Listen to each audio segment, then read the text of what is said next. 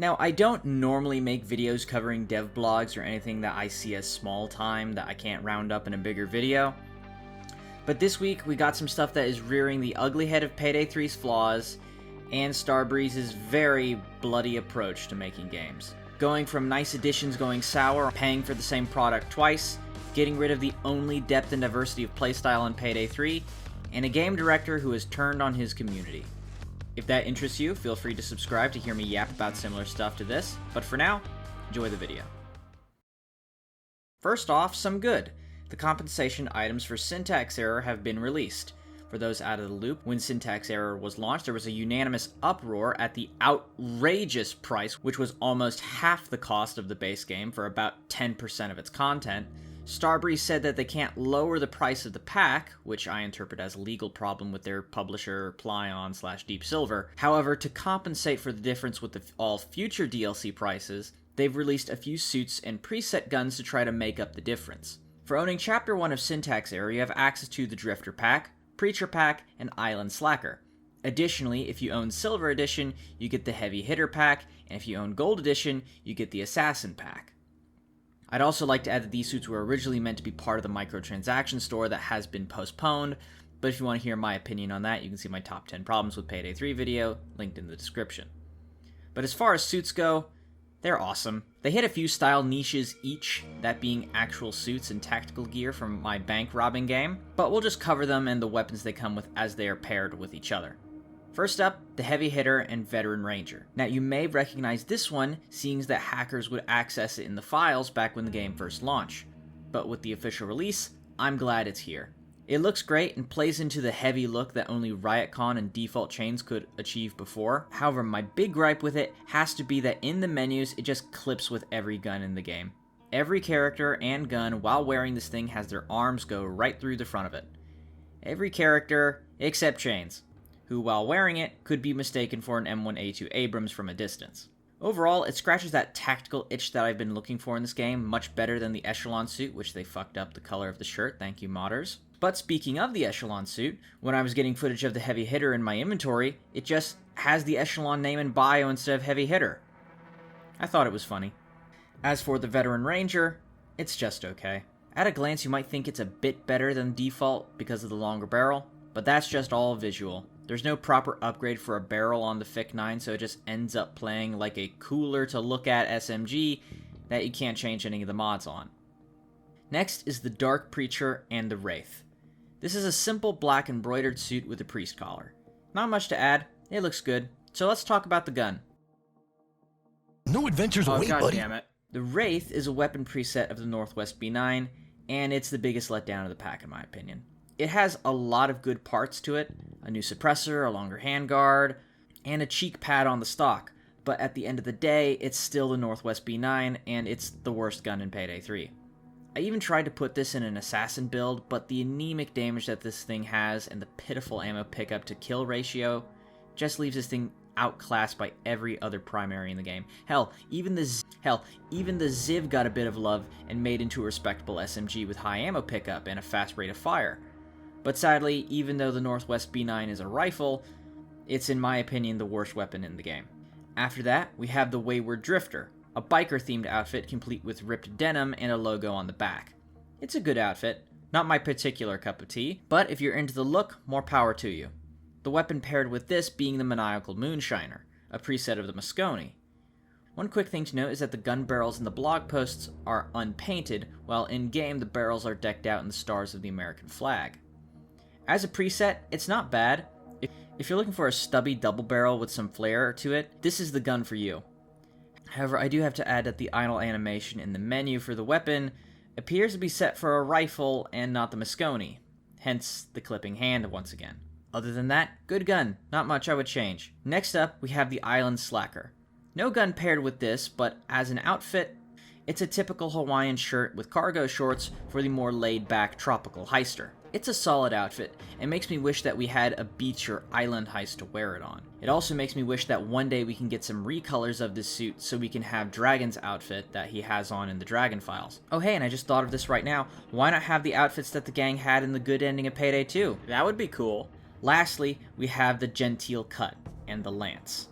with these two items being themed around an assassin or hitman. The suit consists of a beige zipped-up turtleneck and a blue trench coat with leather pads on the right shoulder and elbows, most likely there to act as cushion for shooting a rifle while prone. Or at least, that's how I view it. As a suit, it's slick and a different take on a professional criminal. I love it. As for the rifle, I love that as well. Not much is new, model-wise, just a texture over the wood furniture, but we do have a fluted barrel, which is done in real life to reduce the weight of the rifle. In-game, it's the Rhinefield setup for long range, so any good sniper build should be able to use it just fine. Overall, the DLC is great, and is just what this game needs. Is what I would say if everything had gone to plan, but leave it to Starbreeze to fumble over the finish line. While I may have gotten all my items and guns right on time, others weren't so lucky, especially on consoles. Plenty of players ended up getting a few items but then had their inventories overran with duplicates of the same guns or suits taking over their pages and leaving them in a worse state before they were given out. Starbreeze and consoles have never had the best relationship, especially with Payday. So it was nice to hear them not leave consoles high and dry with Payday 3 and update the game at the same time along with PC.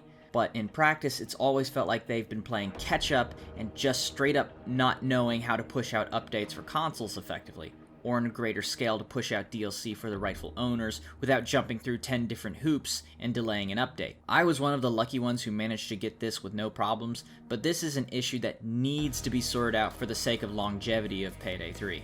Hey, so I'm recording this a bit after the fact, but it looks like everything's been sorted out since the past weekend, so go figure. Next up, we got the Legacy Heist situation. So, quick recap. In one of Almir's many streams, he said that the Legacy Heists were going to be free, being true with what we got with Turbot Station and Cook-Off. However, he has now later said that the writing is on the wall at Starbreeze, and they don't have the budget to put out every Legacy Heist for free. So he asked the community how they felt if Legacy Heists were paid DLC. So, here's my 2 cents. As it stands, I'm not shocked by the announcement. Payday 2 had nearly 80 plus heists by the end of its life, and you can't realistically expect all those heists to be brought over to the new game free of charge. That's having 8 times the playable content that we currently have in Payday 3, not to mention that about 80% of that content was paid DLC to begin with for Payday 2. So, here's my solution. If you want to add Legacy DLC and need to make some kind of money back on it, do what you did with the Wolfpack DLC with Payday the Heist. The Wolfpack was the first paid DLC in the history of Payday, so what the devs did to honor it was that if you owned the Wolfpack for Payday the Heist, you automatically had it for Payday 2. So if you really want to get some money out of the community, have a system similar to that.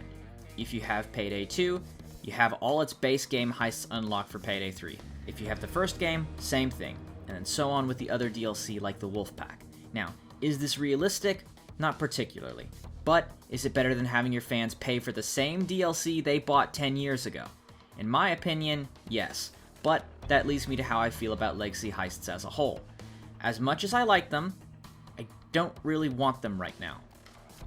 Payday 3 is a game that is living in the shadow of its predecessor, and is struggling to make a new identity for itself outside of the unplayable and unfun mess that it was at launch, with the changes to basic systems and features that the first game came with that it was missing. So if it were up to me, I would hold back on the Legacy Heists. Take the time and money you have and make some brand new heists. Within a month of Payday 2 being released, they put out Diamond Store, and by the end of the year, we had a Halloween heist with Safe House Nightmare and a Christmas heist with White Xmas. The first returning heist that we got from the first game for Payday 2 was First World Bank, and that was 2 years after the game came out. For those 2 years, it was nothing but brand new heists.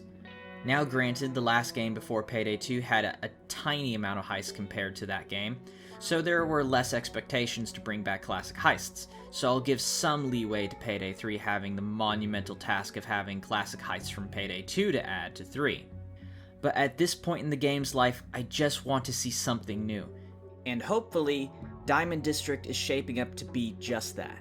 But just when things start to look good... oh. So while I was working on this video, we got the dev blog and videos from the Starbreeze partners, letting us know that come next update, the ammo funnel and replenish skills will be nerfed into non-existence. For those who don't know, ammo funnel and replenish are skills in the mower line that let you refill your rifle's ammo and magazine automatically for just having edge. This paired nicely with the double barrel and the LMG. The game director Mio says that the change is being done because the skill combo is OP and wants to break up the skills into 3 separate skills that only proc for headshots. Now, do I understand where they're coming from? Yes, that skill combo is OP and a mainstay for most loud builds. Hell, in my main loud build, I handicap myself by only taking replenish because I like to play with weapons with realistic ammo count for the magazines. But do I think that the skill should be changed? No, at least not right now. And that's where the drama starts.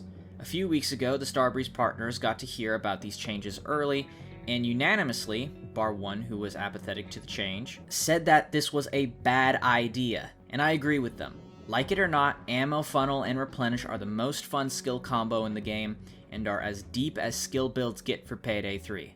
This is what you get for getting rid of perk decks, but I'll save that for another video. But for some reason, the dev team and Mio the game director ignored the opinion of all the partners and are hard pushing the change. Which leads into the bigger drama, and that being the sad cycle of Payday devs just being real douches to the community. There's the infamous quote from Bo Anderson saying, "Your opinion, my choice," and now we're living through that again. On Twitter, Mio has been going on a rampage shitting on fans who have been critical of this upcoming change, and all of this really hitting the fan when his partner started berating Red Archer Live of all people, who has probably been the most optimistic about Payday 3 as a whole. And when people started saying this is a bad look for the game director to be doing on his personal account, he started sending out the same copy-paste message to people. Someone on the Reddit also dug up a tweet from him last year saying that if things don't work out, he would start reposting furry so that the dweebs will leave.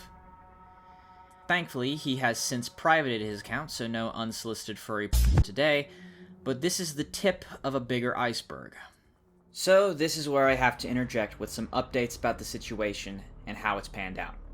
The good news is that Starbreeze has turned a complete 180 on the ammo funnel change, which was to make it a speed reload skill, but we already have that in Enforcer. But we get to keep the 2 other skills that would have replaced it. That will come out in the next update. This is great to see, as that Payday 3 needs more content and playstyle options, not less.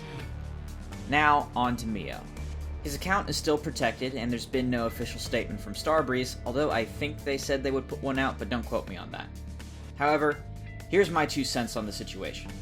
It is very unprofessional to have the game director and his partner antagonize the fanbase for not wanting a change to the skills they like. And I'll be quite frank in saying that I think the faith in Mio as the game's director has reached an all-time low in the community. However, Starbreeze and the team still have faith in him. Or at least that's what Almir has said. Now, let me say one thing in Mio's defense.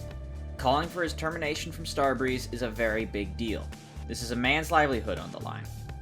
Do I personally want to see him fired? No. All I want at the end of the day is Payday 3 to prosper as the successor to Payday 2 and Payday the Heist. However, Mio has rubbed a lot of people the wrong way and disrespected the community. I don't see Mio stepping down anytime soon, because if he did, that would be the second game director we lost in less than a year. But as for the future of him in that position, it's hard to tell. So let's try and be optimistic and say that this can be a learning experience for everyone. Mio can walk away from this with some humility and a better understanding of the community and what the game needs. And as a community, we can make our voices heard constructively. Will this actually happen? Probably not. But it's not a sin to want everyone to be happy at the end of the day. So, what do we have? Compensation items that could have launched better, but are sorted out now at least. The proposition of paying for legacy heists, and a game director who has gone underground. A mixed bag, but at the very minimum, we do get Diamond District for free on the 19th, and Land of the Free, aka Houston Breakout. So yeah, that's all I got for now. See ya guys.